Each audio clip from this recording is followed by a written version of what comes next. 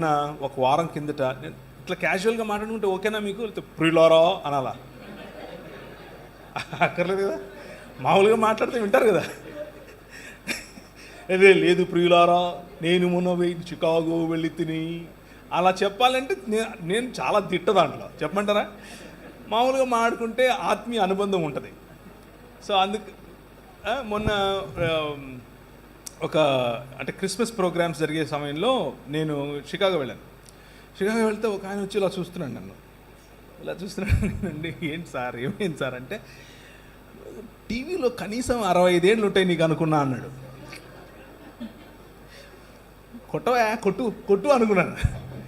నీకు కనీసం 65 ఏళ్ళు ఉంటాయి అనుకున్నాను, నువ్వేంటి you look so young man అంటున్నాడు. యంగ్ అన్నందుకు సంతోషించాలో, టీవీలో 65 ఉన్న ముసలోడా అంటున్నాడో, రెండిట్లో ఏది తేల్చుకోలేకపోయాను. ఆయన ఏదో అన్నాడు, నేనేదో మీకు చెప్తున్నాను. ఇప్పుడు ఈయన చెప్పడం అవసరమా? పిలిచి హర్ట్ చేస్తున్నారంటే సార్ మీరు మీ ఊరికి? లేదు సార్, మీరు అలా అనుకోకండి సార్. అంటే ఆ యాంగిల్, కెమెరా యాంగిల్లో తప్పు ఉంది. నాలో ఏం తప్పు ఉంది చెప్పండి? నేనేమైనా మారిపోతాను అక్కడికి వెళ్ళంగానే? లేదు, కెమెరా యాంగిల్లో తప్పు ఉంది. వాళ్ళకి సరి చేసుకోవాలి అది కదా. ఇప్పుడు మా హీరో ఉన్నాడు, ఈయన ఏదో కెమెరాలో యాంగిల్ పెట్టావా నువ్వు కూడా 70 ఏళ్ళలాగా అనిపిస్తున్నా? ఓకే. సో ఈరోజు చదివినటువంటి వాక్య భాగంలో ఉన్న లేఖన సారాంశం ఏమిటి అని అంటే, క్రీస్తును లేఖనములలో నుంచి వెతికి తీసుకోవాలి. క్రీస్తుని గురించే లేఖనములన్నీ మాట్లాడుతున్నాయి. క్రీస్తు యొక్క సారూప్యతలోనికి రావటమే లేఖన సారాంశము మనుష్యులకు ఇచ్చినటువంటిది.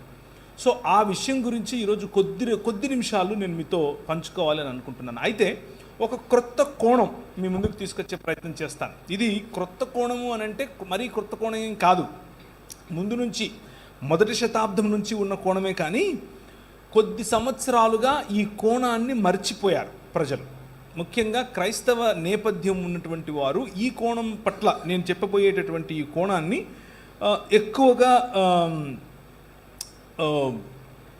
స్టడీ చేసి ఉండే అవకాశం తక్కువ. ముఖ్యంగా భారతదేశంలో ఒకానొక సమయంలో, అంటే 1 శతాబ్దం క్రింద చాలా స్టడీ జరిగింది, ఆ తరువాత తగ్గిపోయింది. సో ఇది లేఖన అధ్యయన సదస్సు కాబట్టి, గ్లోరియస్ లేఖన అధ్యయన సదస్సు కాబట్టి కొద్దిగా డీపర్గా వెళ్ళే ప్రయత్నం చేస్తాను.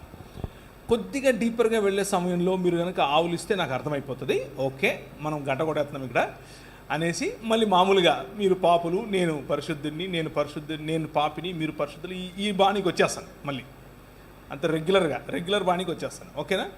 సో ఆది యందు ఇప్పుడు మన విజయ్ కుమార్ గారు ఆయన చేస్తున్నటువంటి పరిచయాల పట్ల నేను గర్వపడుతున్నాను బ్రదర్. దేని విషయంలో గర్వపడుతున్నాను అని అంటే, పిల్లల కోసం ఆయన చేస్తున్నటువంటి ఈ పని, చిల్డ్రన్ హోమ్, పిల్లల కోసం పిల్లలను పెంచడం, ఈ పనులు దేవుడు మనకిచ్చినటువంటి బాధ్యత.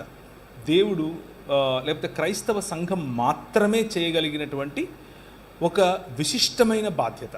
ఇది అందరూ చేయలేరు. నా భార్య మా ఇంట్లో 14 మంది పిల్లలను పెంచింది.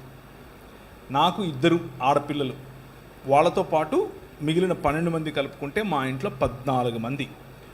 ఆ 14 మందిలో కొంతమందికి పెండ్లిళ్ళు అయిపోయాయి, కొంతమంది కాలేజెస్లో ఉన్నారు, కొంతమంది ఉద్యోగాలు చేస్తున్నారు. అయితే ఇప్పుడున్నటువంటి మొత్తం మా ఇంట్లో 8 మంది ఉంటాం, అంతే 8 మంది ఉంటాం. ఆ 8 మందిలో నేను ఒక్కడే మగపిల్లండి. ఇక నా బతుకు చూడండి. ఒక అమ్మాయి రోజుకు 20,000 పదాలు వాడుతుందంట. 20,000 మల్టిప్లైడ్ బై 7 కొట్టండి సార్, 140,000.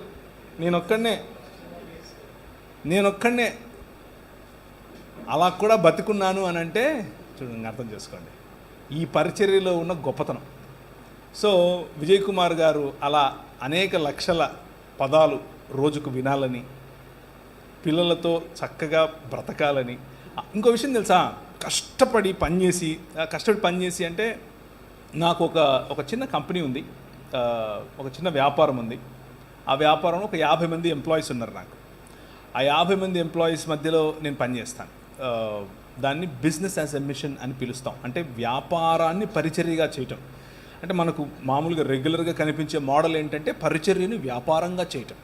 అలా కాకుండా వ్యాపారాన్నే పరిచర్యగా చేయటం, ఈ మోడల్ను నేను ఎంచుకున్నాను. ఆ ఎంచుకున్న మోడల్లో నేను పనిచేసే రోజు నేను నా భార్య కనీసం రోజుకు ఒక 14 నుంచి 16 గంటలు కష్టపడతాం. కానీ ఈ పిల్లలను, తర్వాత మేము నడిపే అంబులెన్సెస్, తర్వాత మేము కొంతమంది రోడ్డు మీద పడిపోయిన వాళ్ళని తీసుకొచ్చి వారి కట్లు కట్టడం వగేరా వగేరా, కొంతమంది కలిసి, నేను ఒక్కడిని కాదు, టీమ్ మెంబర్స్, వారికి నేను సహాయకుడిగా ఉంటాను. అప్పుడప్పుడు అదంతా చూసినప్పుడు ఏమవుతుందో తెలుసా, రాత్రి అలా కళ్ళు మూసుకుంటే చక్కగా నిద్ర వస్తుంది, బ్రహ్మాండమైన నిద్ర వస్తుంది, ఏ చీకు చింత ఉండదు. అబ్బా ఈరోజు బతికేమరా అనిపిస్తుంది. So I congratulate you brother for what you're doing. మీరు చేసే పనికి, మీరు చేసే పరిచర్యకు నేను చాలా సంతోషం వ్యక్తం చేస్తున్నాను. నా పట్ల మీరు చేస్తున్న పరిచర్యలో నన్ను భాగస్వామిని చేసి పిలిచినందుకు నేను సంతోషిస్తున్నాను. అయితే కొద్ది సంవత్సరాల క్రితం, దాదాపు 2 సంవత్సరాల క్రితం, 2 సంవత్సరాలు అయిందా? అయింది. దాదాపు 1.5 సంవత్సరం వేసుకోండి క్రితం అయోధ్యలో రామమందిర నిర్మాణం జరిగింది. అయోధ్యలో రామమందిర నిర్మాణం జరిగినప్పుడు మన దేశ ప్రధాని గౌరవనీయులు నరేంద్ర మోదీ గారు వెళ్ళి ప్రాణప్రతిష్ఠ అనే కార్యక్రమంలో పాల్గొన్నారు. ప్రాణప్రతిష్ఠ కార్యక్రమంలో పాల్గొన్నప్పుడు ఆ భవ్య మందిర నిర్మాణాన్ని ప్రపంచమంతా, కనీసం భారతదేశమంతా కూడా హైందవ సాంప్రదాయంలో ఉన్నవారు అనేక భక్తి శ్రద్ధలతో దాన్ని చూశారు. ఇది మనమందరికీ తెలిసిన విషయమే. అయితే ఒక విషయాన్ని మనము చదువుదాం. కొలస్సీలకు రాసిన పత్రిక 2వ అధ్యాయం. నేను ఎంతగా పోరాడుచున్నానో మీరు తెలుసుకొనగోరుచున్నాను. వారు ప్రేమయందు అతుకబడి సంపూర్ణ గ్రహింపు యొక్క సకలైశ్వర్యమును కలిగిన వారై దేవుని మర్మమయ్యున్న క్రీస్తును, అండర్లైన్ చేయండి, దేవుని మర్మమయ్యున్న క్రీస్తును స్పష్టముగా తెలుసుకున్న వారై తమ హృదయములలో ఆదరణ పొందవలనని. ఆదరణ అన్నది క్రీస్తు అనే మర్మమును తెలుసుకుంటే వస్తుంది. వారందరి కొరకు పోరాడుచున్నాను. బుద్ధి జ్ఞానముల యొక్క సర్వ సంపదలు ఆయన యందే గుప్తములై ఉన్నవి. బుద్ధి జ్ఞానములు, వాటి సర్వ సంపదలు ఆయన యందే గుప్తము అంటే దాచిపెట్టబడి అని, గుప్తములై ఉన్నాయి. ఎవడైనను చక్కని మాటల చేత మమ్మును మోసపరుచుకుంటున్నట్లు ఈ సంగతిని చెప్పుచున్నాను. నేను శరీర విషయంలో దూరముగా ఉన్నను, ఆత్మ విషయంలో మీతో కూడా ఉండి మీ యోగ్యమైన ప్రవర్తనను క్రీస్తునందలి మీ స్థిర విశ్వాసమును చూచి ఆనందించుచున్నాను. కావున మీరు ప్రభువైన క్రీస్తు యేసును అంగీకరించిన విధమున ఆయన యందు వేరు పారిన వారై ఇంటి వలె కట్టబడుచు, మీరు నేర్చుకున్న ప్రకారము విశ్వాసమందు స్థిరపడుచు. ఇంటి వలె కట్టబడుచు, ఆలయము వలె, మందిరము వలె, భవనము వలె, అండర్లైన్ చేసుకోవాలి. ఆయనను అనుసరింపక మనుష్యుల పారంపర్యాచారమును అనగా ఈ లోక సంబంధమైన మూలపాఠములను అనుసరించి మోసకరమైన నిరర్థక తత్వజ్ఞానము చేత మిమ్మును చెరపట్టుకొని పోవు వాడెవడైనా ఉండునేమో అని జాగ్రత్తగా ఉండండి. ఏలయనగా దేవత్వము యొక్క సర్వ పరిపూర్ణత శరీరమందు క్రీస్తునందు నివసించుచున్నది. ఈ విషయాన్ని ఈరోజు మీ ముందు ఉంచే ప్రయత్నం చేస్తాను. అయితే ప్రాణప్రతిష్ఠ అన్న విషయంలో మనం ఒకసారి గనక ఈ లోక సాంప్రదాయం, ఈ లోక మర్యాదను గనక చూస్తే, ఇది కేవలం భారతదేశానికి సంబంధించి నేను చెప్పట్లేదు. ఇది మెసొపొటేమియా నాగరికత నుంచి మొదలైంది. మెసొపొటేమియా నాగరికత సిరియనులు, అంటే సిరియాక్ భాషలో చేసేటటువంటి, అలాగే జొరతుష్ట అనేటటువంటి జొరాస్ట్రియన్ మతానికి చెందిన వారు, ఇలా వేరు దాన్ని ఏమంటారు, మధ్యధరా ప్రాంతము, అలాగే ఐగుప్తు ప్రాంతము, ఈ 2 ప్రాంతముల మధ్య ఉన్నటువంటి, ఆనాడు అబ్రహామును పిలిచినటువంటి ప్రదేశమైన ఏది, ఏం చెప్పాను, మెసొపొటేమియా సివిలైజేషన్. ఆ ప్రాంతంలో కూడా జరిగేటటువంటి తంతు చెప్తున్నాను. ఏం చేస్తాడు అంటే, మానవుడు తన పారంపర్యాచారముల చేత చక్కగా నీరు పీల్చుకోనటువంటి, నీరు ఏమాత్రము ఇంకనటువంటి ఒక రాయిని చూస్తాడు. ఆ రాయిని శిల్పి చేతికి ఇస్తాడు.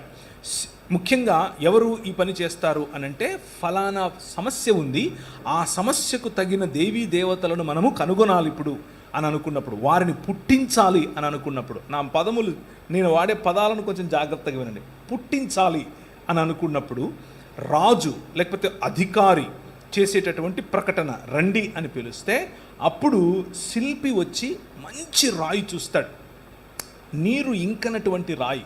ఇది అన్ని సివిలైజేషన్స్లో ఇలాగే జరిగింది, ఇది మన దేశంలో కూడా జరుగుతోంది. సో ఆ శిల్పిని తీసుకుని దానిని చక్కగా చాలా ఏకాగ్రతతో, చాలా అందులో తనకున్నటువంటి నిపుణతనంతటినీ కూడా ధారపోసి చక్కటి శిల్పంగా తయారు చేస్తాడు. శిల్పి చేతిలో పడిన రాయి శిల్పం అవుతుంది. శిల్పమైన రాయిని తీసుకుని రావాలి.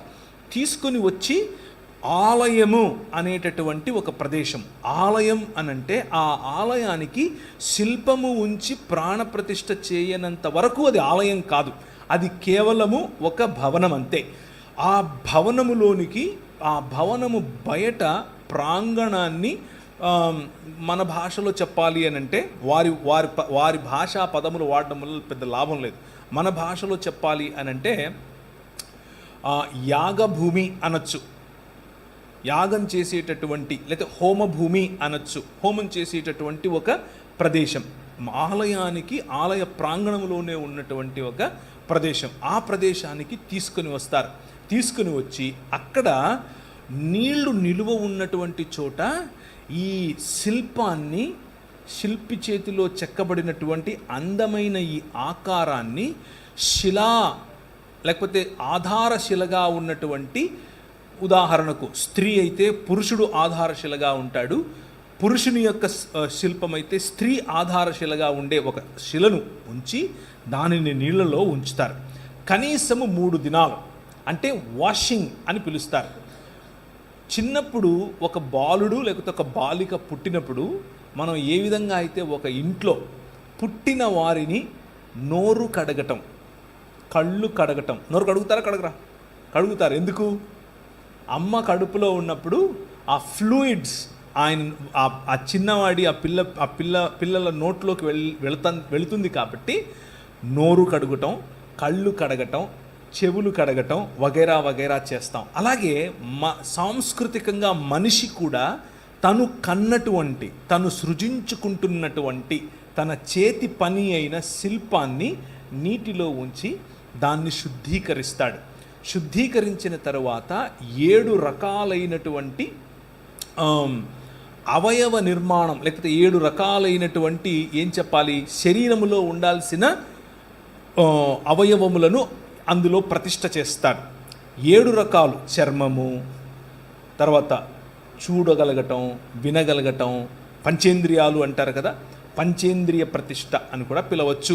అలా చేసిన తర్వాత తీసుకుని వచ్చి పువ్వుల మీద పడుకోబెడతారు. కనీసం ఒక 3 రోజులు పువ్వుల మీద పడుకోబెట్టిన తర్వాత చర్మ సౌందర్యం పెరగాలని చెప్పి పిల్లవాళ్ళకు మనం ఏ విధంగా అయితే పసుపు రాసి మంచిగా మాలిష్ చేసి పడుకోబెడతామో, ఉయ్యాలలో వేస్తామో, అలాగే శిల్పి చెక్కినటువంటి తన చేతి పని అయిన ఈ శిల్పాన్ని తీసుకొని వచ్చి ఒక మంచి పరుపు మీద పడుకోబెడతారు. పరుపు మీద పడుకోబెట్టిన తర్వాత దాన్ని తీసుకుని, ఇప్పుడు 3 రోజులు అయిపోయింది, ఆ శిల్పాన్ని తీసుకుని, దాన్ని పిసిల్ అని పిలిచారు. ఎక్కడ? మధ్యధరా ప్రాంతంలో. దాన్ని తీసుకుని వెళ్ళి ఆలయములో ప్రతిష్ఠించే క్రమంలో ప్రాణప్రతిష్ఠ చేస్తారు.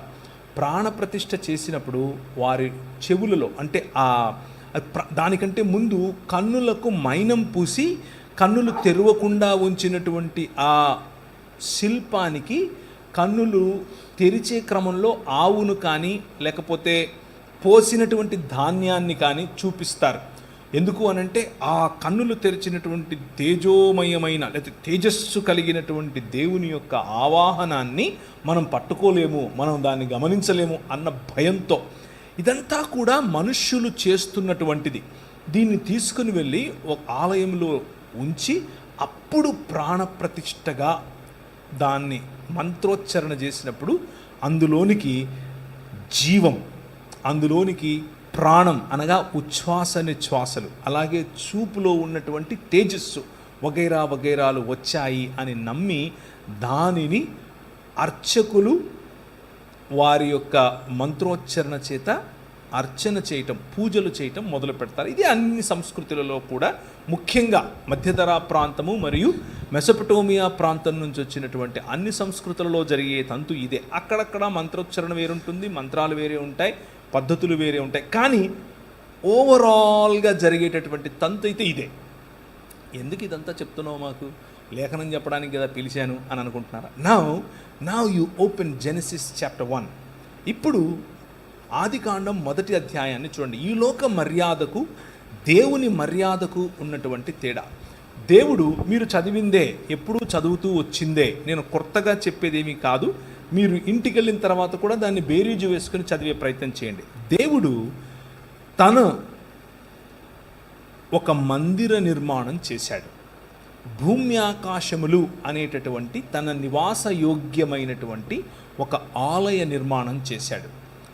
6 దినములు దానికి కావలసినటువంటి లైట్స్, రాత్రికొకటి పగలుకొకటి, దాన్ని అలంకరించటానికి కావలసినటువంటి చెట్లు, నదులు, జీవము రావటానికి కావలసినటువంటి అన్ని సదుపాయాలు చేసిన తరువాత మంచిది మంచిది మంచిది అని నిర్మించినటువంటి ఈ భవనంలోనికి ఇప్పుడు తాను ప్రవేశించాలి.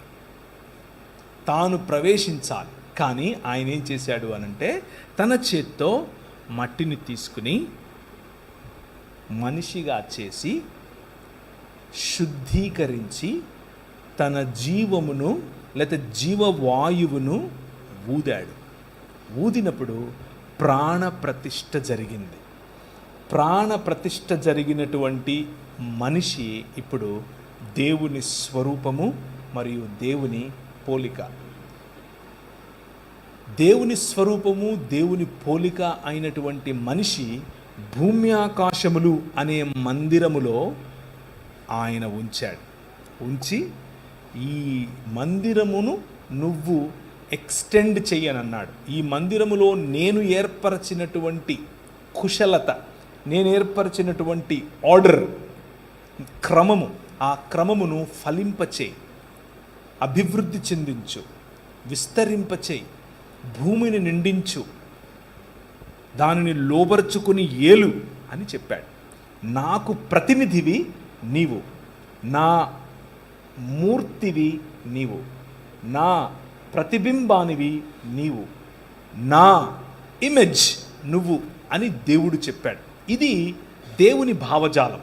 కానీ మనిషి, నేను ఇంతకుముందు మీకు చెప్పినట్లుగా, కాదు నా ఇమేజ్లో నేను కోరుకుంటున్నట్లు ఈ సృష్టిలో ఉన్న దానిని నేను శిల్పము రూపములో చెక్కి దానికి ప్రాణప్రతిష్ఠ చేస్తాను అని కోరుకున్నాడు.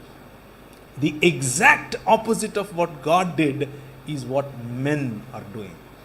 దేవుడు ఆలయ నిర్మాణం చేసి నిన్ను ప్రాణప్రతిష్ఠ చేసి నిలబెడితే, నువ్వు ఆయన ఏర్పరిచినటువంటి క్రమాన్ని విడిచిపెట్టి నో అని చెప్పి ఒక క్రొత్త మందిర నిర్మాణం చేసి అందులో సృష్టిలో భాగమైనటువంటి వాటికి ప్రాణం పోసే ప్రయత్నం చేస్తున్నావు. దేనికి? నన్ను ఏలు అని చెప్పటం కోసం. నువ్వు ఏలు అని ప్రభువు చెబితే నన్ను ఏలు అని నువ్వు ఈ సృష్టిని ఆహ్వానిస్తున్నావు. దాన్నే ఆవాహయామి అంటున్నావు. దానికి ఒక మంత్రం చదువుతున్నావు, ప్రాణం పోస్తున్నావు. ఈ లోక మర్యాద చొప్పున నడుచుకోవటం వల్ల వచ్చినటువంటి పర్యవసానం ఏమిటి అని అంటే, భవనం లేకపోతే దేవుని మందిరంలో ఉండాల్సినటువంటి మనిషి మెల్లిమెల్లిగా ఆ మందిరములో ఉన్నటువంటి లేకపోతే ఆయన ఏర్పరిచినటువంటి సృష్టికి దాసుడయ్యాడు. సో మొదటి పాయింట్ నేను మీకు గుర్తు చేస్తున్నది ఏమిటి అని అంటే, వస్తాను అసలు పాయింట్కి. మొదటి పాయింట్ నేను మీకు గుర్తు చేస్తున్నది ఏమిటి అని అంటే, ఆలయంలో జీవుడు,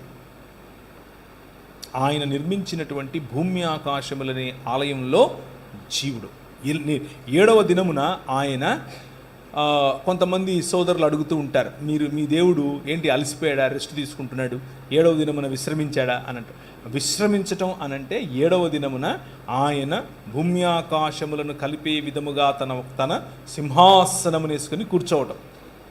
సో హీ రెస్టెడ్ దేర్ అనంటే హీ సాట్ ఆన్ హిస్ దాని throne to rule over this world. ఈ ప్రపంచాన్ని ఏలటానికి ఆయన భూమి తన పాదపీఠముగాను ఆకాశము తన సింహాసనముగాను, అనగా తను నివసించు స్థానముగా, తను ఏలే స్థానముగా ఆయన కూర్చున్నాడు. That's the image that Genesis chapter 1 is depicting. అంటే మొదటి 2 అధ్యాయాలు ఆది కాండంలో ఈ ఇమేజరీని మనకు తెలియజేస్తున్నాయి. God beautifying this world. అదే ఇమేజ్ మోషేకిచ్చి ఏ విధంగా తన నిబంధన మందసము ఉండాలి, ఎక్కడ ఉండాలి, ఎలాంటి దాన్ని ఏమంటారు గుడారములో ఉండాలి, ఎగ్జాక్ట్గా ఏ విధంగా అయితే ఆయన ఆనాడు చేశాడో అదే పద్ధతిని పాటించమని చెప్పి. ఎందుకనంటే there I will come and meet you, నేను ఆ ఆలయము ఆ గుడారములో వచ్చి మీతో కలుస్తాను. ఇక్కడ ప్రాణప్రతిష్ఠ చేసి ఆవాహయామి అని అంటూ ఉంటే ఆయన నీలో ప్రాణప్రతిష్ఠ చేసి నిన్ను కలవటానికి ఇష్టపడుతున్నాడు. This is the difference between the ways of God and the ways of men. దేవుని మార్గములకు మనుష్యులు ఏర్పరచుకున్నటువంటి పారంపరాచారములకు లేకపోతే ఈ లోక మర్యాదకు ఉన్నటువంటి తేడా. ఇప్పుడు యేసుక్రీస్తులో ఉన్నటువంటి మర్మమును గురించి మనం చూద్దాం. ఇంతకు ఏం జరిగింది అనంటే, ఈ మందిరము, ఈ భూమి ఆకాశములు అనేటటువంటి దేవుని భవనము, ఆ భూమి ఆకాశములు అనేటటువంటి దేవుని భవనములో విరాజమానుడైనటువంటి దేవుడు ఆయన, నువ్వు నా ప్రతినిధివి, నువ్వు నా ప్రతిమవు, నువ్వు నా మూర్తివి, నువ్వు నా ప్రతిబింబానివి, వెళ్ళు రూల్ చెయ్యి అనంటే, మనము ఆయనను కాదన్నాం కాబట్టి దాసోహం అని ఈ లోక మర్యాదకు అయ్యాం. అంధకార సంబంధమైన దురాత్మ సమూహముల యొక్క అధికారము క్రిందికి మనం వచ్చాం. ఆ అంధకార సంబంధమైన దురాత్మల యొక్క అధికారము క్రింది నుంచి విడిపించటానికి మనకు మనిషే కావాలి, మనిషి రావాలి. దేవుడు మాత్రమే విడిపించగలిగినటువంటి, మనిషికిచ్చినటువంటి సామర్థ్యాన్ని కోల్పోయిన మనిషి ఇప్పుడు ఎలా తనను తాను విమోచించుకోగలడు అన్నటువంటి ఆలోచనలో ఉంటే, దేవుడు మన కోసం ఒక విమోచన కార్యాన్ని తలపెట్టాడు. ఇప్పుడు ఒకసారి చూస్తారా, అదే కొలస్సీలకు రాసిన పత్రిక 14వ వచనం, ఆయన మనలను 13 నుంచి అంధకార సంబంధమైన అధికారములో నుండి విడుదల చేసి తాను ప్రేమించిన తన కుమారుని యొక్క రాజ్య నివాసులనుగా చేసెను. మొదటి పాయింట్, ఆలయంలో జీవుడు, ఆ ఆలయంలో జీవుణ్ణి తిరిగి జీవుడిగా చేయటానికి, జీవమును ఇవ్వటానికి, అంధకార సంబంధమైన దురాత్మ సమూహముల యొక్క అధికారము నుండి విడిపించటానికి ప్రభు అయిన యేసుక్రీస్తు రావలసి వచ్చింది. అది ఆ మర్మం. ఆయన యొక్క రాకడకు గల కారణము అది. ఈ లోక మర్యాదను జయించటానికి, ఈ లోక మర్యాదలో నుండి ప్రజలను విడిపించటానికి, విడిపించినటువంటి ప్రజలను తిరిగి సంపూర్ణ మనుష్యులుగా చేయటానికి ప్రభు అయిన యేసుక్రీస్తు ఈ లోకానికి వచ్చాడు. రెండవది, తోటలో శోధకుడు. ఆలయంలో జీవుడు, తోటలో శోధకుడు. తోటలో శోధకుడు ఏం చేశాడు అనంటే, దేవుని స్వరూపము, దేవుని పోలిక అయిన మనిషిని తన వశం చేసుకోవటానికి, తన మాట వినేలా చేసుకోవటానికి శోధించాడు. మనిషి శోధించబడినప్పుడు అంధకార సంబంధమైన దురాత్మ సమూహముల యొక్క మాటను దేవుని నిజమాటతో పోల్చుకున్నప్పుడు దేవుని మాట వద్దు, ఈ మాటే కావాలి అని నిర్ణయించుకున్నాడు. అలా నిర్ణయించుకున్న కారణం చేత మొత్తం మానవ సమాజం, ప్రపంచములో ఉన్న ప్రతి మానవ సమాజం దీనికి దాసోహం అయ్యింది. పుట్టిన ప్రతి బిడ్డ, పెరిగిన ప్రతి బిడ్డ దీని ఇన్ఫ్లుయెన్స్లోనికి వస్తున్నాడు. ఈ తోట, ఆయన వేసినటువంటి సుందరమైన ఈ వనం, భూమి ఆకాశములు అనే ఈ భవనం, అందులో మనం కోల్పోయినటువంటి భూమి ఇప్పుడు మనకు కనిపిస్తుంది. భూమి కోల్పోయినటువంటి మనుష్యులు సేవకులై, ఎవరికి? శోధకునికి సేవకులై బ్రతుకుతూ ఉన్నారు. This is the problem. ఈ ప్రాబ్లం నుంచి విడిపించటానికి వచ్చిన వాడే మన ప్రభు అయిన యేసుక్రీస్తు. అయితే యెషయా గ్రంథం మొత్తాన్ని గనక మీరు చదివితే, ఇప్పుడు సమయం లేదు, దానికి ముందుగా యెషయా గ్రంథం పోవటానికి ముందుగా ఒక్కసారి చూడండి దయచేసి. హబక్కూకు గ్రంథము 2వ అధ్యాయం 18 నుంచి చదువుతున్నాను. చెక్కడపు పనివాడు విగ్రహమును చెక్కుట వలన ప్రయోజనమేమి? పనివాడు మూగ బొమ్మను చేసి తాను రూపించిన దాని యందు నమ్మిక ఎంచుట వలన ప్రయోజనమేమి? అబద్ధములు బోధించు పోత విగ్రహముల యందు నమ్మిక ఎంచుట వలన ప్రయోజనమేమి? కర్రను చూచి మేలుకొమ్మనియు మూగరాతిని చూచి లేచి పొమ్మనియు చెప్పువానికి శ్రమ. అది ఏదైనా బోధింపగలదా? అది బంగారముతోనూ వెండితోనూ పూత పూయబడును గాని దానిలో శ్వాస ఎంత మాత్రమునూ లేదు. అయితే యెహోవా తన పరిశుద్ధాలయములో ఉన్నాడు, ఆయన సన్నిధి లోకమంతా మౌనముగా ఉండుడి. ఒకవైపు మనుష్యులు చేస్తున్నటువంటి శిలలకు ప్రాణం పోసి లేకపోతే శిల్పములకు ప్రాణం పోసి మూర్తులుగా చేసే ఆలయమును గురించి మాట్లాడుతూ వాటికి ఏమాత్రమూ శక్తి లేదని, వాటిలో ఉచ్ఛ్వాస నిశ్వాసలు లేవని, అబద్ధములు బోధిస్తాయని చెబుతూ ఉన్నటువంటి ప్రవక్త దాని వెంటనే కానీ ఎవరు? ఆయన యెహోవా తన పరిశుద్ధాలయములో ఉన్నాడు అని చెప్తున్నాడు. ఆయన తన పరిశుద్ధాలయములో ఉండి ఈ ప్రపంచమంతా కూడా మౌనముగా ఉండే విధముగా రాజ్యం చేస్తున్నాడు అని చెప్తున్నాడు. ఈ మర్మాన్ని అర్థం చేసుకునే ప్రయత్నం చేయాలి. Let's unpack this a little bit more.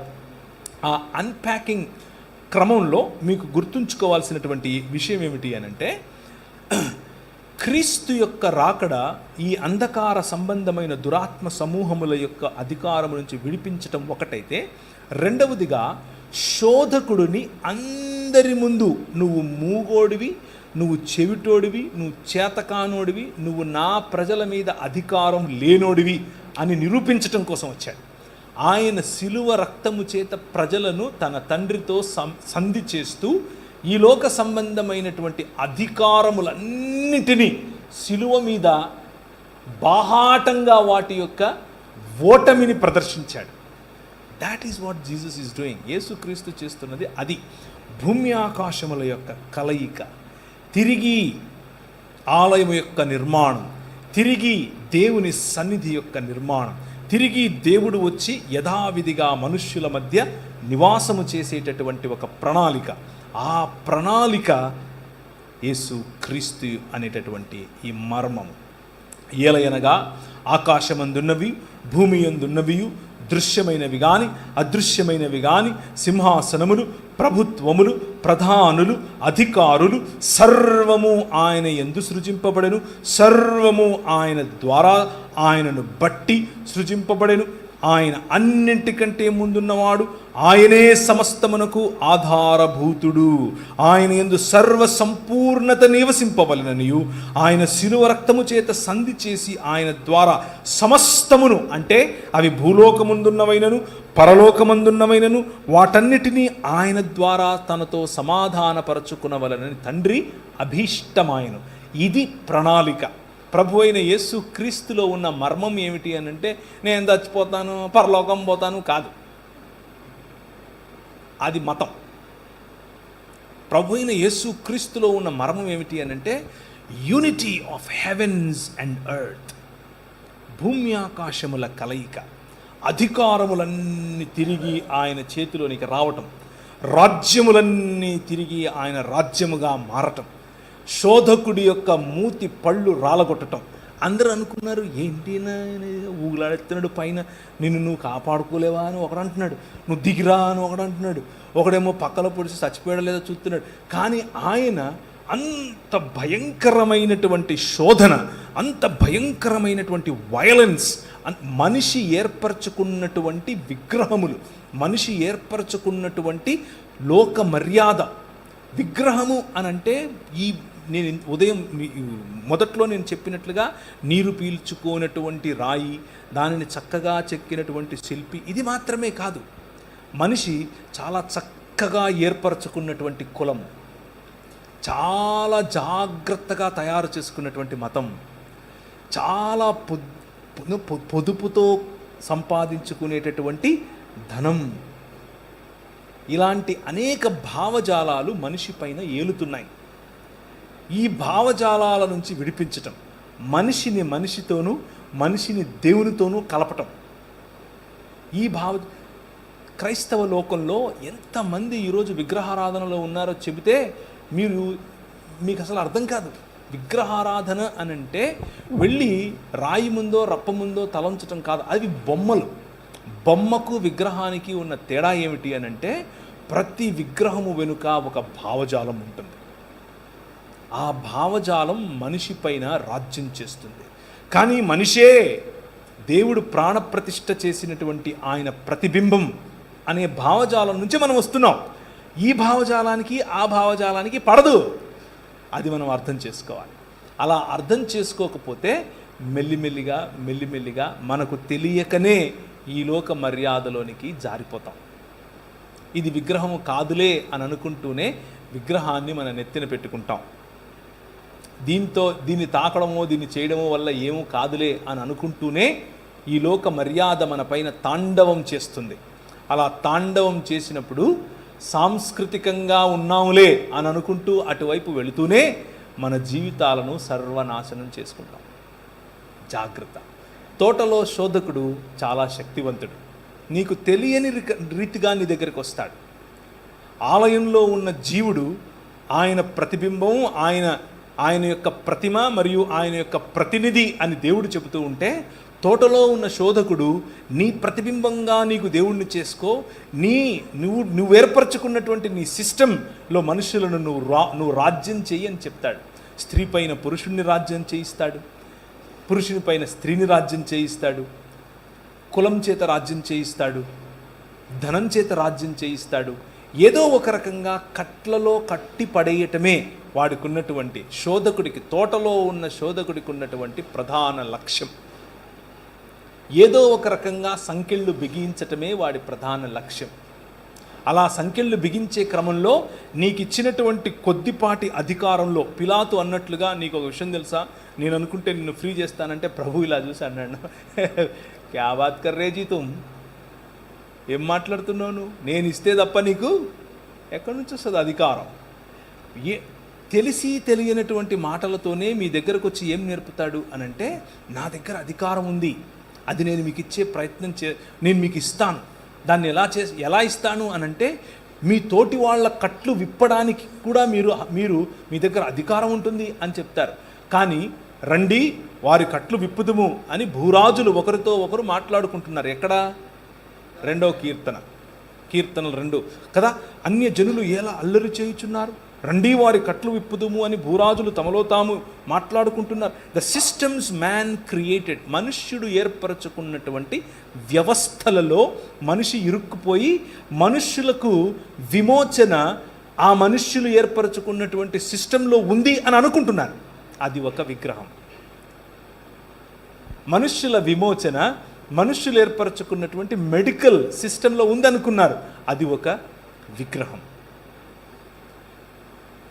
నేను రీసెంట్గా ఒక స్టడీ చేశాను. ఆ స్టడీలో దాదాపు కొన్ని బిలియన్స్ ఆఫ్ డాలర్స్ చాలా డబ్బులు ఉన్నటువంటి వాళ్ళు, ఒక 4-5 మంది, ఇంకొంచెం ఎక్కువ కూడా ఉండొచ్చు, పోసి ఆ ప్రాజెక్టును ఫండ్ చేస్తున్నారు. ఆ ప్రాజెక్ట్ ఏంటో తెలుసా? ఆ ప్రాజెక్ట్ ఏంటి అని అంటే, మనిషి మేధస్సు, మనిషి భావనలు ఈ 2 కలిపి ఒక చిప్లో, లేకపోతే ఎప్పటికీ చచ్చిపోకుండా ఉండే నీ మెదడును కాచే ప్రయత్నం చేస్తున్నారు. అది గనక కాచితే, దాన్ని గనక చనిపోకుండా చేస్తే, మిగిలిన చేతులు కూడా ఇనుముది రావచ్చు, కాళ్ళు ఇనుముది రావచ్చు, అసలు గుండె అవసరం లేదు, రక్తం అవసరం లేదు, ఏం అవసరం లేదు. Because your brain is what you are. వాటిని హ్యూమనాయిడ్స్ అని, లేకపోతే పోస్ట్ హ్యూమన్స్ అని పిలుస్తున్నారు. It is already happening. ఇది ఆల్రెడీ జరుగుతుంది. కొన్ని బిలియన్స్ ఆఫ్ డాలర్స్ దాంట్లో కుమ్మరిస్తున్నారు. అందరికీ ఇంకా యాక్సెసిబుల్ రాలేదు, but it is happening already. ఒక చిప్లో మీకున్న కాన్షియస్నెస్ మొత్తాన్ని కూడా ఎక్కించే ప్రయత్నం. అండ్ దిస్ సిస్టమ్, ఈ సిస్టమ్ను చూసుకుని ఆ బిలియన్స్ ఆఫ్ డాలర్స్ పోసిన వాళ్ళు అనుకుంటున్నారు, ఓ ఇక మేము ఎప్పుడు చచ్చిపోము అని అనుకుంటున్నారు. కానీ ప్రభు అంటున్నాడు, రండి వారి కట్లు విప్పుదుము అని భూరాజులు తమలో తాము మాట్లాడుకుంటూ ఉంటే, సింహాసనాసీనుడైన వాడు వారిని చూసి నవ్వుతున్నాడు, స్మైల్ కొడుతున్నాడు, ఇస్మాయిల్ అంటున్నాడు. ఏమరా మీరు, ఎడబోతారు, ఏం చేస్తారు, నా కుమారుడు నేను నిన్ను కనియున్నాను, ఇదిగో నా కుమారుడు, ఆయన సియోనులో నుండి ఆయన రాజ్యమేలటానికి వచ్చాడు, ఆయన భుజముల మీద రాజ్యభారం ఉంటుంది, ఆయన ఆశ్చర్యకరుడు, ఆయన అద్భుతకరుడు, ఆయన ఆలోచనకర్త, ఆయన బలవంతుడైన దేవుడు, ఆయన నిత్యుడగు తండ్రి, ఆయన ఎలా వస్తాడో తెలుసా?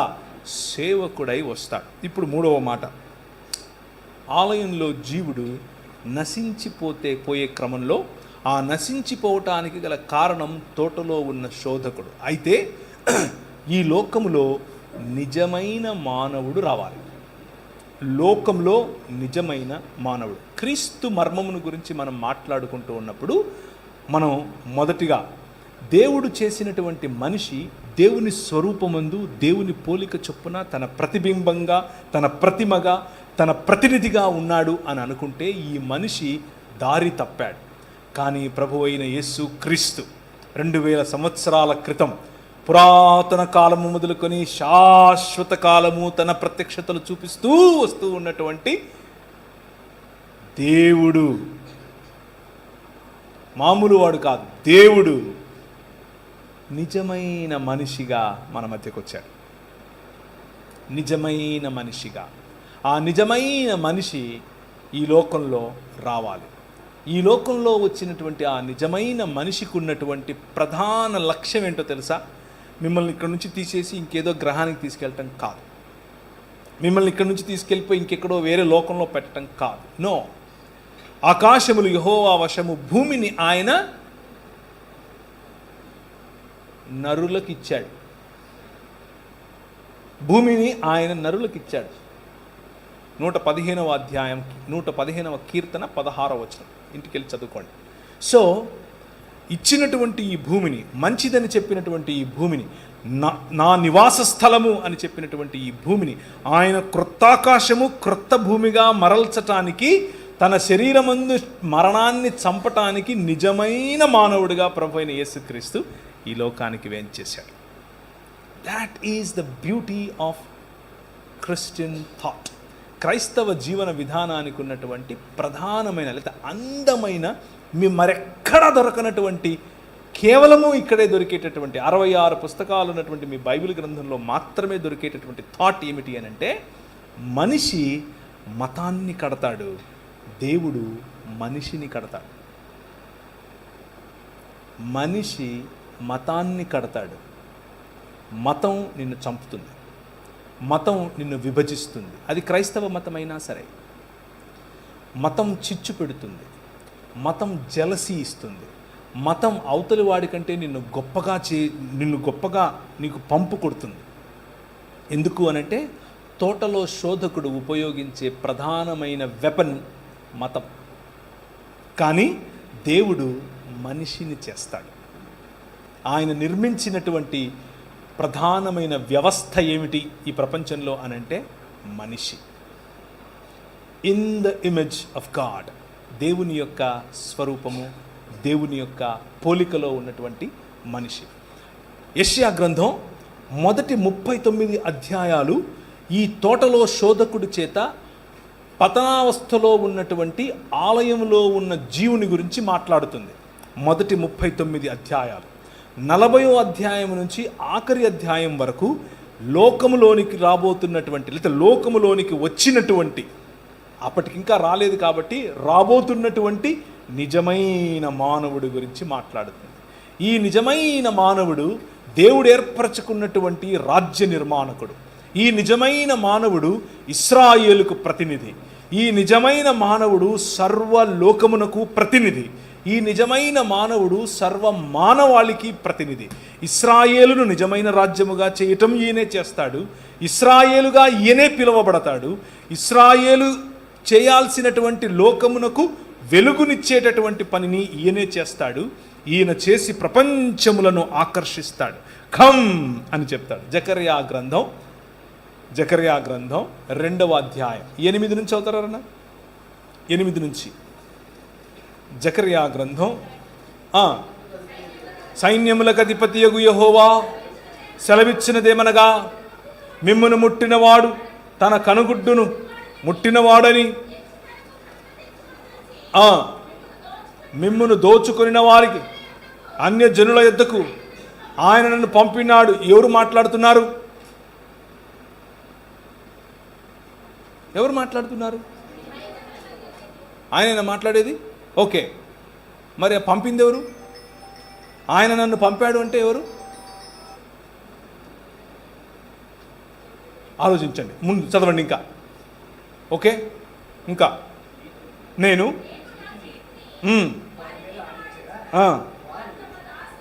దోపుడు సొమ్ము అవుతారు. ఓకే, ఒక నిమిషం. ఎవరు చేయి ఆడిస్తే ఎవరు చేయి ఆడిస్తారు? Think about it. ఎవరు చెయ్యి ఆడించటం వలన వీళ్ళ అన్య జనుల అంటే వీళ్ళు దోపుడు సొమ్ముగా మారతారు? ప్రవక్త? జకర్యానా? పోనీ జెరుబ్బాబెలా? ఇశ్రాయేలా? ఎవరు? ఇంకా చదవండి. నేను వచ్చి మీ మధ్య నివాసం చేస్తాను. ఓకే, ఎవరు మాట్లాడుతున్నారు? యెహోవా మాట్లాడుతున్నాడు. ఏమని? నేను వచ్చి మీ మధ్య నివాసం చేస్తాను. The promise of God always.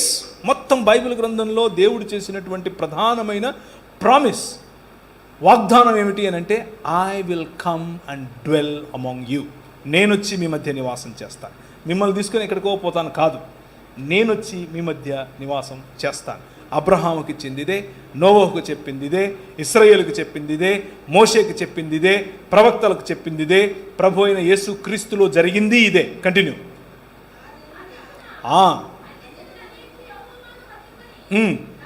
ఒక్క నిమిషం నుండి. యెహోవాను హత్తుకుంటే ఎవరికి జనులు అవ్వాలి? యెహోవాకే జనులు అవ్వాలి. మధ్యలో ఈయనెవరు?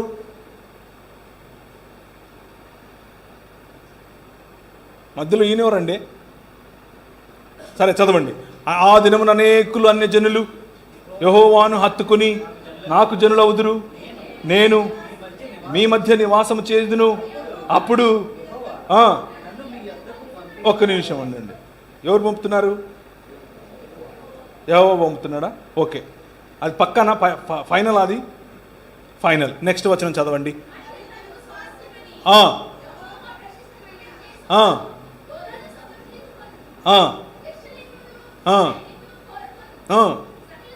సకల జనులారా. ఒక్క నిమిషం ఆగండి. ఎవరు వస్తున్నారు? ఇంతకుముందు పంపింది ఎవరు?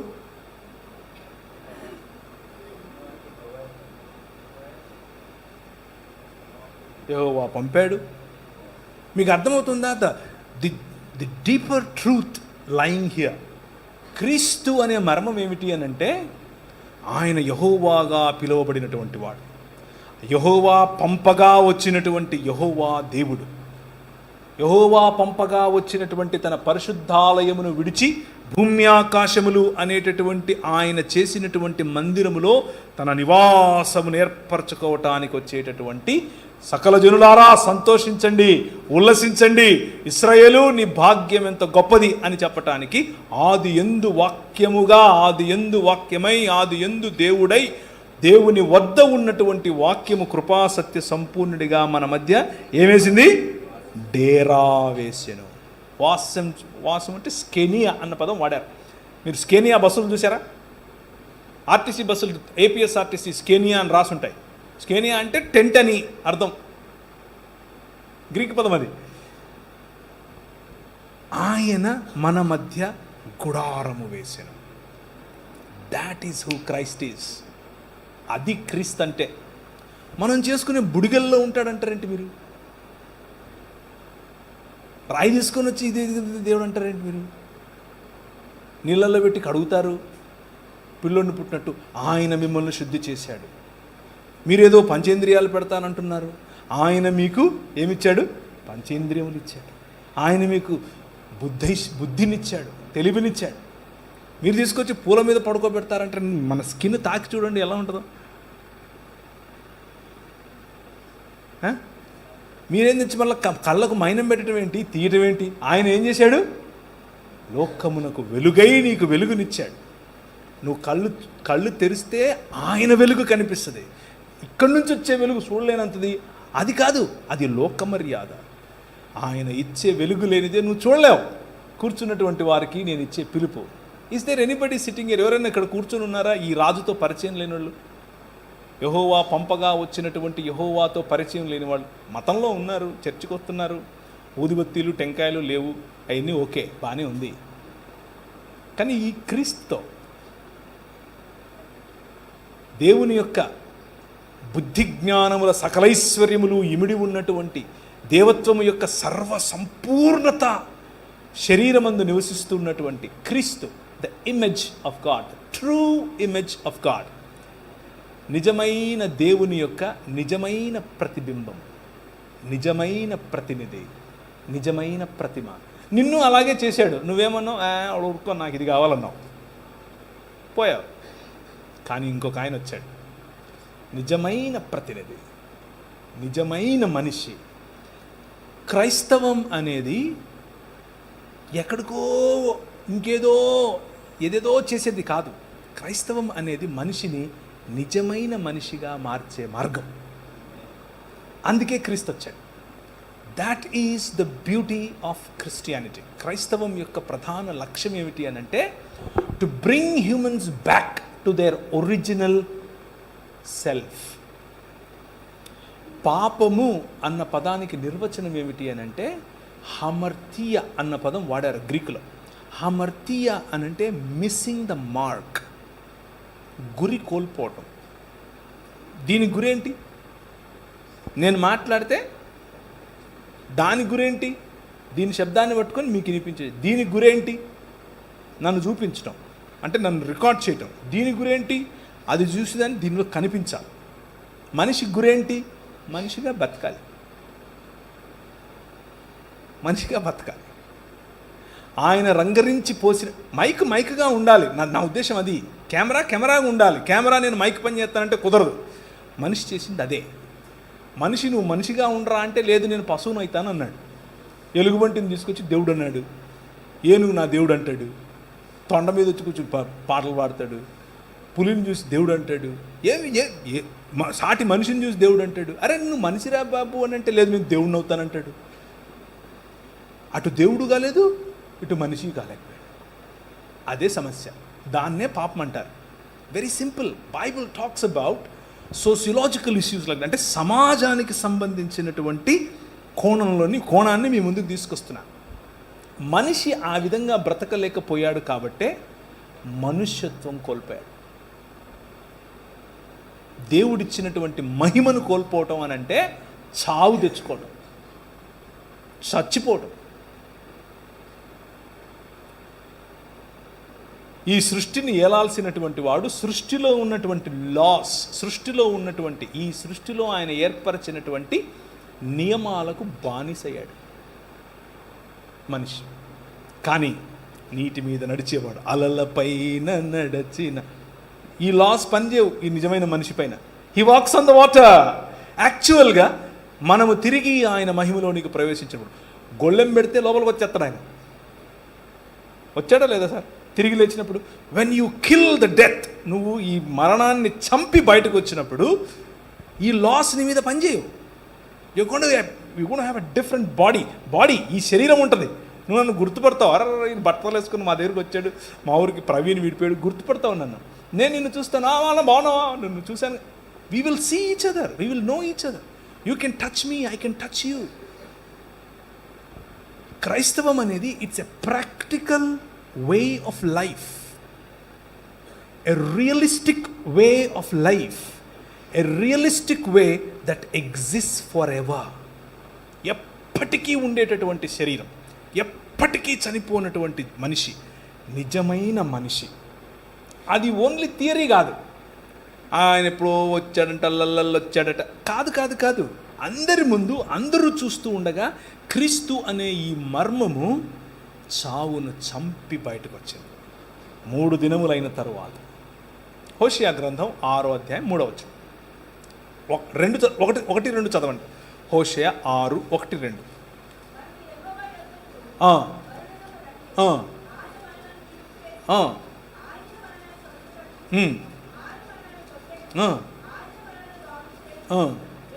రెండు దినములైన తరువాత ఆయన మనలను బ్రతికించును, మనము ఆయన సముఖమందు బ్రతుకున్నట్లు మూడవ దినమున.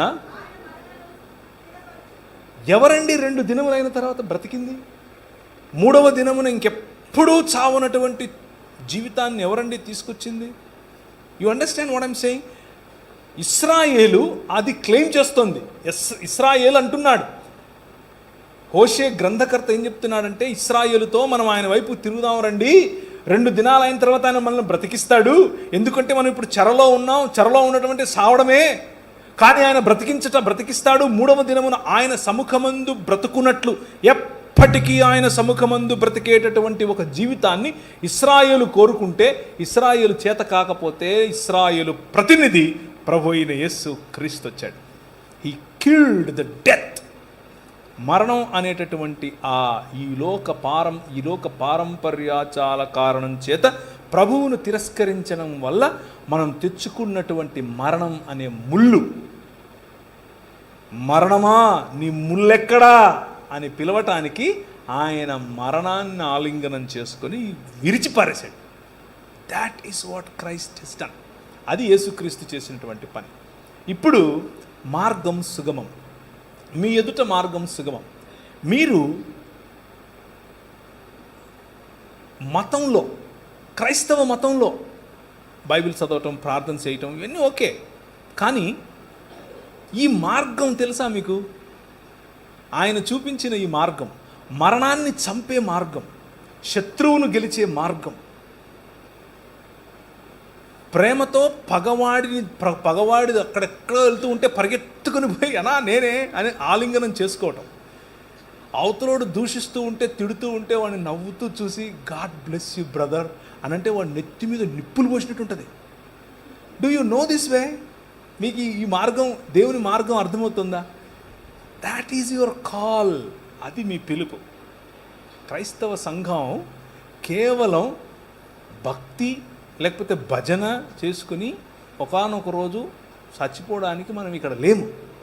That is not what we're called for. అది కాదు మనం పిలువబడింది. మనం పిలువబడింది మచ్ బిగ్గర్ ప్రాజెక్ట్, ఇంకా చాలా పెద్ద ప్రాజెక్ట్. ఏంటి ఆ project? The project of bringing humans to new humanity. మనుష్యులను నిజమైన మనుష్యత్వం వైపుకు పిలిచేటటువంటి project. Calling people to a resurrected life. పునరుత్థానం చెందినటువంటి శరీరముల వైపుకు పిలిచేటటువంటి పిలుపు. అన్నిటినీ మించి క్రీస్తును పోలిన మానవత, నిజమైన మనుష్యత్వం. ఇది క్రైస్తవం. నిజమైన మనుష్యత్వం, ఈ లోకంలో నిజమైన మానవుడు. ఆయన అదృశ్య దేవుని స్వరూపి అయి సర్వ సృష్టికి ఆది సంభూతుడై ఉండులాగున ఆయన ఏం చేశాడు? తన కుమారుని యందు మనకు విమోచననిచ్చాడు. అలాగే ఆయన మరణములో నుంచి ఆది సంభూతుడై బయటకు వచ్చాడు. So that you all can come back to life or you all can resurrect. మీరు ఆయన తరువాత ఆయన మార్గమును అనుసరించిన కారణం చేత పునరుత్థానులు అవ్వాలని, ఆయన సముఖమందు ఎల్లప్పుడూ ఈ భూమిని స్వతంత్రించుకొని, నూతనాకాశమును నూతన భూమిని స్వతంత్రించుకొని బ్రతకాలని, మూడవ దినమున ఆయన సముఖమందు స్థిరపడాలని తండ్రి అభీష్టం. మత ప్రాతిపదికన 4 రోజులు బ్రతికేసి వెళ్ళిపోదాం అని అనుకుంటే this way will disappoint you. ఈ మార్గం నిన్ను డిసప్పాయింట్ చేస్తుంది. కానీ మరణాన్ని చంపాలి, నూతన సృష్టిగా మారాలి, క్రీస్తును పోలిన జీవన విధానంలోనికి రావాలి అని అంటే welcome to a new way. And that is ఆయన కడుతూ ఉన్నటువంటి క్రొత్త ఇల్లు, ఆయన కడుతున్నటువంటి క్రొత్త ఆలయం,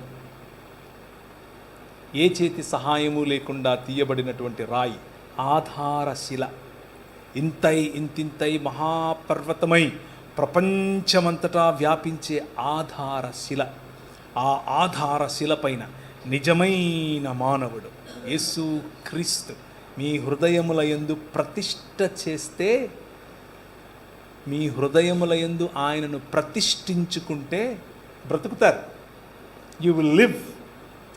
మనము బ్రతుకున్నట్లు యెహోవా వైపుకు మరలదము రండి. Now let me ask you simple question. మీరు ఏర్పరచుకున్నటువంటి మీ హృదయాల్లో మీ పైన రాజ్యం ఏలుతున్నటువంటి వ్యవస్థలు ఏంటివి? కొంతమందికి అది డబ్బు, కొంతమందికి కులం, కొంతమందికి మినిస్ట్రీ. మినిస్ట్రీ ఎక్కడన్నా అవుతుందా? ఎస్. కొంతమంది వాళ్ళు ఏర్పరచుకున్న మినిస్ట్రీ వాళ్ళకొక విగ్రహం, వాళ్ళకొక వ్యవస్థ, దాని చేత పరిపాలించబడుతూ ఉంటారు. కొంతమంది వాళ్ళు ఏర్పరచుకున్నటువంటి కులం, మతం, వర్గం, ప్రాంతం, దేశం, ఇవన్నీ వేరు వేరు వ్యవస్థలు. ఆ వ్యవస్థలు ఒక ఐకాన్ను ఏర్పరచుకొని, ఆ వ్యవస్థలకు ఒక బొమ్మ ఏర్పరచుకొని, వాటిలో ఈ వ్యవస్థ ప్రాణం పోస్తుంది. అది మిమ్మల్ని ఏలుతుంది. ఏం ఏలుతుంది మిమ్మల్ని ఈరోజు? Think about it. క్రీస్తు మార్గములో కాక, క్రీస్తు మీ పైన ఏలటం కాక, ఏ వ్యవస్థ మీ పైన ఏలుబడి చేస్తుంది అని ఒక్కసారి ఆలోచించాలి. ఒక్కసారి కనుక డీపర్గా మీరు ఆలోచిస్తే చాలా బొమ్మలు బయటకు వస్తాయి. తవ్వే కొద్దీ ఆయన అన్నారు, పురుషోత్తమ చౌదరి, త్రవ్వుతున్న కొలది పెరుగు తరగదునా. అది మనిషి. వన్ సోల్ ఫోకస్, ఒకే ఒక్క ఫోకస్. ఏమిటి అని అంటే క్రీస్తును పోలిన మానవత. మనిషిని హిందువుగా చూడొద్దు, ముస్లింగా చూడొద్దు, క్రైస్తవుడిగా చూడొద్దు, బౌద్ధుడిగా చూడొద్దు. మనిషిని మనిషిగా చూడండి. కష్టమా? చాలా కష్టం. అమ్మో, చాలా ఈజీగా, చాలా కష్టం. మతం తట్టుకోలేదు, బట్టలు చింపేసుకుంటుంది. నిజంగానే. అంటే ప్రభు అయిన యేసుక్రీస్తును చంపింది ఎవరు అంటే మతమే కాదా? ఆమె రాంగ్? పిలాతు చేతులు కడిగేసుకుని నాకెందుకు రా బాబు, లే చంపండి అని అన్నాడు. మతం నిజమైన మనిషిని చూస్తే బట్టలు చింపేసుకుంటుంది. ప్రధాన యాజకుడు అన్నాడు, యూదుల రాజుకు క్రీస్తు. ఏమి నువ్వు అన్నావు? అవును, నువ్వు అన్నట్టే. మనుష్య కుమారుడు ఆకాశ మెగారుడై దిగివచ్చుట మీరు చూస్తారు అని అంటే ఇంతకంటే ఎక్కువ సాక్ష్యం కావాలని బట్టలు చింపుకున్నాడు. మతము తట్టుకోలేదు మనిషిని. Try to live a real human life. నిజమైన మనిషిగా బ్రతికి చూడు. మతం మెల్లిమెల్లిగా తన పట్టు కోల్పోతుంది. That's what Paul did. పౌలు చేసింది అదే. పౌలు ఛాలెంజ్ చేసినటువంటి, అంటే ఈ లోకంలో ఉన్నటువంటి నిజమైన మానవుడు ఛాలెంజ్ ఏమేమి చేశాడు తెలుసా? మొదటిది, రెండవ మందిరపు యూదా సమాజము యొక్క విగ్రహములను ఛాలెంజ్ చేశాడు. రెండవ మందిరం, first temple Judaism is different from second temple Judaism. Second temple జుడాయిజంలోనే ప్రభువైన యేసుక్రీస్తు కూడా వచ్చారు. నెంబర్ 2, ఫారసీకల్ లా, అంటే పరిసయ్యుల యొక్క ధర్మశాస్త్రం పట్ల ఉన్నటువంటి నిష్ఠాభావాలను ఛాలెంజ్ చేశాడు. నెంబర్ 3, హెల్లెనిస్టిక్ యూదులు, అంటే యూదులలో ఉన్నటువంటి వారు కొందరు గ్రేకుల యొక్క హెలెనిజంను అడాప్ట్ చేసుకుని రెండిటి మధ్య సింక్రటిస్టిక్ లైఫ్ జీవించారు. వాళ్ళ ముందు నిలబడుకొని he challenged them to come back to Christ. క్రీస్తు వైపుకు రమ్మని పిలిచాడు. 4వది, రోమా శాసకుడైనటువంటి కైసర్ అగస్తస్కు విగ్రహాలు పెట్టి ఆయన దేవుడని, ఆయన కుమారుడు ఇంకెవరో కాదు కైసర్ తిబేరియస్ అని చెప్పి, ఈయన దేవుని కుమారుడు, ఆయన దేవుడు అని చెప్పుకుని తిరుగుతూ ఉన్నటువంటి ఒక మతం. ఆ మతం ఎదుట నిలబడి no, Jesus is the king అని చెప్పాడు. క్రీస్తే, Jesus Christ is the lord of all. యేసు క్రీస్తు అందరికీ ప్రభువు, అందరిలో ఇడుగుడు ఉన్నాడని చెప్పాడు. అందరిలో ఇదిగో తిబేరియస్ ఉన్నాడు, అందరిలో నువ్వు ఉన్నావు నేను అని చెప్పాడు. మతం తట్టుకోలేదు ఇలా చెప్తే. అదేంటి? మతానికి చాలా కోపం. ఎందుకు అనంటే నిజమైన మనిషి కల్పించినప్పుడు అన్ని వ్యవస్థలు మెల్లమెల్లగా నిర్వీర్యమైపోతాయి. ప్రభు అయిన యేసుక్రీస్తు ఈ లోకంలో అదే చేస్తున్నాడు. If you go back to history, ఒకసారి హిస్టరీని కనుక మీరు చదివితే ఎలాంటి మూవ్మెంట్స్ ఆయన తీసుకొచ్చాడు భారతదేశంలో, మిగిలిన దేశాల్లో ఎలా మనుష్యులను తిరిగి నూతన మనుష్యత్వం వైపుకు తిరిగి తెస్తున్నాడు. స్త్రీలకు ఇచ్చినటువంటి ప్రాధాన్యత, పిల్లలకి ఇచ్చినటువంటి ప్రాధాన్యత, వృద్ధులకు ఇచ్చినటువంటి ప్రాధాన్యత, బడుగు బలహీన వర్గాలకు ఇచ్చినటువంటి ప్రాధాన్యత, ఏమాత్రము ఎన్నిక లేని వారుగా చూస్తున్నటువంటి వారికి పెద్దపీట వేసినటువంటి ఆలోచన విధానం. ఇట్స్ ఆల్ ఇదంతా మీరు కనుక చూస్తే యేసు క్రీస్తు అందరికీ ప్రభు, అన్ని కాలాల్లో ప్రభు, అన్ని సంస్కృతులకు ప్రభు, అన్ని దేశాలకు ప్రభు, అన్ని భాషలు ఆయన కోసమే. ప్రతి మోకాలు ఆయన దగ్గర. మోకాలు వంగటం అని అంటే మోకాళ్ళు ప్రార్థన చేయటం కాదు. మీరు ఎప్పుడైనా చూసారా? ఇప్పుడు కైసర్ ఉన్నాడు అనుకోండి, అక్కడ కైసర్ దగ్గర ఇలా వంగాలి. అది అంటే నువ్వు రాజు అని సలాం కొడతారే, that is what it means. ప్రతి మోకాలు ఆయన ముందు వంగుతుంది అంటే దాని అర్థం అది. That is what Jesus is doing. అదే యెషయా గ్రంథం 60 నుంచి మిగిలిన అధ్యాయాలన్నీ అదే. So I'm summarising. నేను యెషయా గ్రంథం యొక్క సమరీ చెప్పాను ఈరోజు మీకు. యెషయా గ్రంథంలో ఆయన మొదటి 39 అధ్యాయాల్లో కూడా పోత పోసిన విగ్రహముల గురించి మాట్లాడతాడు. వాటిని మాక్ చేస్తాడు. అవి నోరు ఉండి మాట్లాడలేవు, కళ్ళుండి చూడలేవు. ఏంద్రా మీరు దానికి పోయి వంగుతున్నారు? ఎందుకు? దేవుడు స్వయంగా ఆలయం చేసి అందులో నిన్ను పెట్టాడు, నీకు ప్రాణప్రతిష్ఠ చేశాడు. నువ్వు ఆ సిస్టమ్కు పోయి తలవొక్కుతావేమిటి? Point number 1.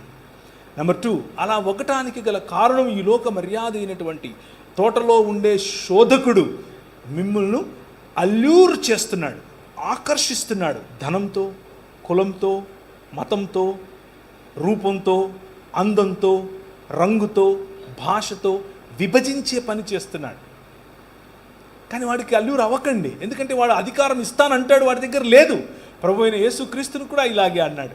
ఆయన ఆ రోజే, ఇంకా క్రీస్తు పుట్టక మునుపు 600 సంవత్సరాల పైచులకు సంవత్సరాల క్రితమే యెషయా ఈ మాటను చూసి అన్నాడు. యోహాను సువార్తలో ఈ మాట కనిపిస్తుంది. ఆయన మహిమను యెషయా చూచెను గనుక అని. ఏంటంటే ఆయన మహిమ, ఈయనను తీసుకెళ్ళి అన్ని దేశాల మహిమను చూపించి నాకు మొక్కుతావా అని అంటే మూతిపళ్ళు రాలుతాయి అన్నాడు.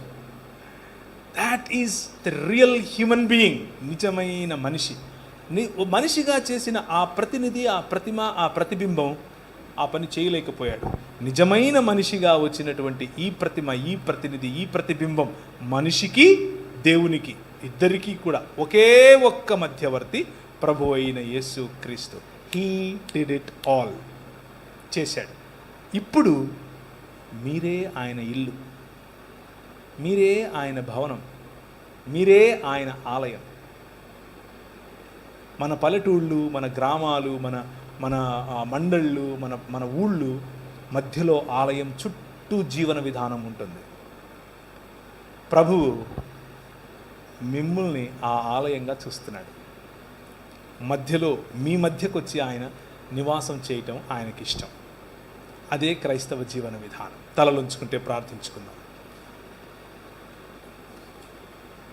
ఆలయంలోని జీవుడైనటువంటి నీవు ఆలయపు కర్త అయినటువంటి దేవుణ్ణి విస్మరించిన కారణం చేత తోటలోనున్న శోధకుడి శోధనలో పడి అంధకార సంబంధమైన దురాత్మ సమూహముల యొక్క ప్రభావము కిందికి వెడలిపోతే, యెహోవా పంపగా వచ్చినటువంటి యెహోవా ఈ లోకములో నిజమైన మానవుడిగా వచ్చాడు. నిజమైన మానవుడిగా నిన్ను తిరిగి మనుష్యత్వం వైపుకు పిలుస్తున్నాడు. నా ప్రశ్న, ఈరోజు రాత్రి నువ్వు పడుకునే దానికి ముందు ఒక చిన్న ప్రశ్న వేసుకుని పడుకో. Am I living a real true human life? నిజంగా నేను మనిషిలాగా బతుకుతున్నానా? నా పైన ప్రభావం చూపిస్తున్నటువంటి నా కోపము, నా జలసి, నా అసూయ, నా గర్వం ఎక్కడి నుంచి పశుప్రాయుడనైపోయేంతగా నేను ఎందుకు ఇలా అవుతున్నాను అని ఆలోచించు. అమ్మతో సంబంధం ఎలా ఉంది? అక్కతో సంబంధం ఎలా ఉంది? అన్నతో సంబంధం ఎలా ఉంది? ఈ సంబంధాల పట్ల నీకు ఉండాల్సినటువంటి ఆలోచన, నిజమైన మనిషిగా కాకపోతే ఈ ఆలోచనలు రావు. పశుప్రాయుడిగా ఉండిపోతావు. నాకెందుకు నా డబ్బు ఉంది, నాకెందుకు నా కులం ఉంది, నాకెందుకు నా ప్రాంతం ఉంది అని అనుకుంటావు. But you are calling my brother, my sister, నా సహోదరుడా, నా సహోదరి, నీ పిలుపు మనిషిగా బ్రతకటం. దాన్ని కోల్పోవటమే పాపం. Very simple. Reflect on it. దాని మీద కొంచెం ధ్యానించే ప్రయత్నం చేయి. కృపగలిగిన తండ్రి, ఈ రాత్రికాల సమయంలో నీవు నిర్మించినటువంటి నీ భవనం, నీవు నిర్మించినటువంటి నీ ఆలయంలో సింహాసనాసీనుడవై కూర్చున్నటువంటి నీవు, నీకు ప్రతినిధిగా బ్రతకాల్సినటువంటి మేము నీ అధికారాన్ని విడిచిపెట్టి స్వీయ అధికారం, స్వీయ రాజ్యం వైపుకు వెళ్ళినప్పుడు మమ్మును అంధకార సంబంధమైన దురాత్మ సమూహముల రాజ్యముల నుండి విడిపించి నీకు సొత్తుగా, నీ రాజ్యముగా, నీ కుటుంబముగా, నీ జత పనివారముగా చేసుకొనటానికి నిజమైన మానవుడిగా ఎదించినటువంటి యెహోవా పంపిన యెహోవా నీ ఎదుట సాగిలపడి నిన్ను మ్రొక్కుతున్నాం, నిన్ను ఘనపరుస్తున్నాం. నీవు తప్ప వేరొక దేవుడు లేడు, నీవు తప్ప వేరొక దైవం లేదు, నీవు తప్ప వేరొక అలీజెన్స్ లేదు, నీవు తప్ప వేరొక రాజు లేడు అని మా నోటితో ఒప్పుకొని నిన్ను ఘనపరిచి, నిన్ను స్తుతించి, నీకే మా స్తుతి, మా ఆరాధన సమర్పిస్తున్నాం. ఇదిగో ప్రభువా, చేరి వచ్చిన ప్రతి ఒక్కరూ నీ పట్ల, నీ కరుణ గల హస్తము పట్ల, నీ కనికరము గల చూపు పట్ల, నీ యొక్క సన్నిధి మాధుర్యం పట్ల, నీ ముఖ కాంతిని గైకొనాలన్న ఆలోచనతో వచ్చినారు. ప్రతి ఒక్కరిని తాకండి. ప్రతి ఒక్కరిని, వారికి కావలసిన స్వస్థత, వారికి కావలసిన ప్రభా సంబంధాలలో మార్పు, వారికి కావలసిన పరిపక్వత, వారికి ఇవ్వాల్సినటువంటి ఆర్థిక వనరులు, వారికి ఇవ్వాల్సినటువంటి అధికారం నీ వైపు నుంచి దయచేయమని, ప్రతి ఒక్కరిని జ్యోతుల వలె ఇక్కడ నుంచి పంపించమని చిన్న ప్రార్థన యేసు నామమున అడుగుతున్నాం తండ్రి. ఆమేన్.